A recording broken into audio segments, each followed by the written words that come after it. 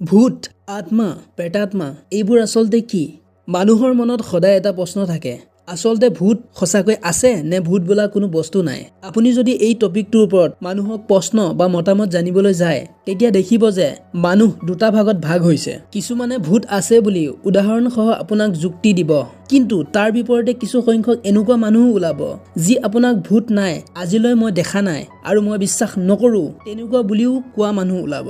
এই ভূত বোলা বেমাৰটো আজিৰ পৰা নহয়, হাজাৰ বছৰ আগৰ পৰাই আছে। যেতিয়াৰ পৰা মানুহে ঈশ্বৰ নিচিনা এটা ঐশ্বৰিক শক্তিক বিশ্বাস কৰিবলৈ ধৰিলে, তেতিয়াৰ পৰাই ভূতৰ অস্তিত্বও সমাজত সৃষ্টি হ'বলৈ ধৰিলে। নমস্কাৰ, মই আকৌ এটা নতুন ভিডিঅ' আপোনালোকৰ ওচৰলৈ লৈ আহিছোঁ।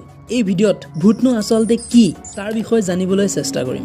এইখিনিতে এটা ডিছক্লেমাৰ দিওঁ যে মই কোনো ব্যক্তি বা কোনো সমাজৰ বিশ্বাসক লৈ প্ৰশ্ন কৰা নাই। মই সকলো সমাজ আৰু ব্যক্তিৰ বিশ্বাসক সন্মান কৰোঁ। এই ভিডিঅ'ত যিবোৰ কথা ক'ম কেৱল জ্ঞান আৰু মনোৰঞ্জনৰ বাবেহে। আহকচোন এতিয়া বিজ্ঞানৰ মতে ভূতনো কি বা বিজ্ঞানে ভূতৰ বিষয়ে কি কয় জানো আহক।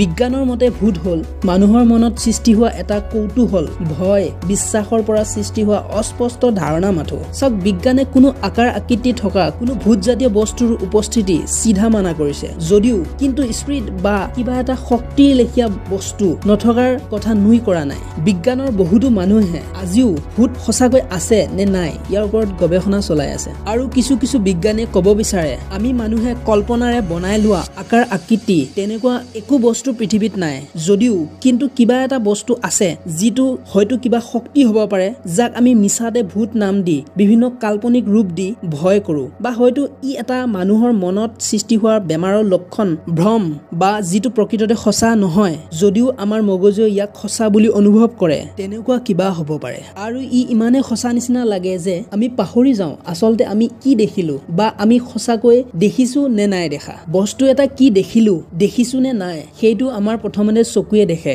তাৰ পৰা মগজুৱে বিচাৰ কৰে আচলতে কি দেখিলো। যদি কেতিয়াবা আমি দেখা বস্তুটো কিবা ভুলতে আচৰিত বস্তু বুলি দেখো, তেতিয়া আমাৰ মনত কৌতূহলৰ সৃষ্টি হয় আৰু তাকে আমি কিবা ভয়ানক বস্তু বুলি কওঁ। সেইবাবে কেতিয়াবা আন্ধাৰত দেখা গছৰ ডাঙৰ পাত এটা ভালকৈ নেদেখি ভূত বুলি ভয় খাওঁ। ভয় আচলতে বংশানুক্ৰমে এজন পিতৃৰ পৰা সন্তানলৈ বা তেজৰ সম্পৰ্ক থাকিলে বংশাণু ৰোগৰ দৰে এজনৰ পৰা আনজনলৈ আহে, আৰু এইটো মানৱ সভ্যতাৰ পৰা এজনৰ পৰা আনজনলৈ বিয়পি আহিছে। সেয়েহে ভূতৰ বিষয়ে একো নজনা এটা সৰু শিশুৱেও আচৰিত বস্তু এটা দেখিলে ভয় খাই কান্দি উঠে। এয়া ভয় জন্মৰ পৰাই থাকে। চাওক, মানুহৰ অন্তৰ মনত সদায় এটা ভয় থাকে নিজক লৈ। যদি কেতিয়াবা দেখো যে এটা বস্তুৱে আমাক ক্ষতি কৰিব পাৰে বা অনিষ্ট কৰিব পাৰে, তেতিয়া আমি সেই বস্তুটোলৈ সাধাৰণতে ভয় কৰোঁ। সেইবাবে জুই জ্বলি থকা দেখিলে আমি তৎক্ষণাত জুইত হাত দিব নোৱাৰো। গৰম বস্তু এটা থাকিলে তাত হাত দিয়াৰ আগতে 10 বাৰ চিন্তা কৰি চাওঁ। অৰ্থাৎ মানুহে সদায় তেনেবোৰ বস্তু লৈ সদায় ভয় কৰে যাৰ পৰা মানুহৰ ক্ষতি হ'ব পাৰে। মানুহৰ এই লক্ষণৰ বাবে বহু সময়ত মানুহে নিজক অনিষ্ট বা ক্ষতি কৰাৰ পৰা বিৰত থাকে। ঠিক তেনেদৰে ভূতৰ ক্ষেত্ৰত প্ৰথম কথা মানুহৰ চিন্তা প্ৰচলন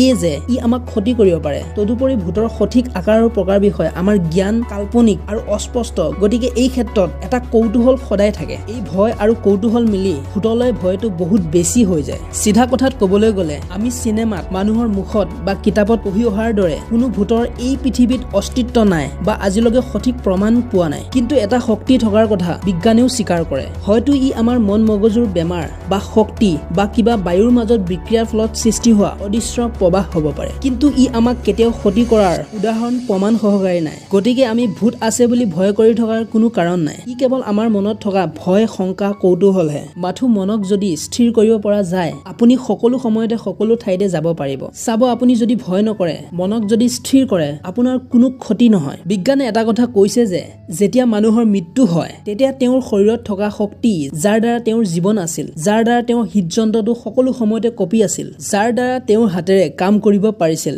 যাৰ দ্বাৰা খোজ কাঢ়িব পাৰিছিল, সেই জীৱন চালিত অদৃশ্য শক্তিটো মানুহজনৰ শৰীৰৰ পৰা পৃথক হৈ যায়, যাৰ বাবে মৃত্যুৰ পাছত তেওঁৰ দেহটো কেৱল নশ্বৰ হাড়, তেজ, মঙহৰ শৰীৰ লেখীয়া বস্তু হৈ পৰি ৰয়। সেই শক্তি বায়ুৰ লগত মিলি যায় আৰু ই সৃষ্টি হয় আমাৰ খাদ্য, পানী, বায়ু আদিৰ দ্বাৰা।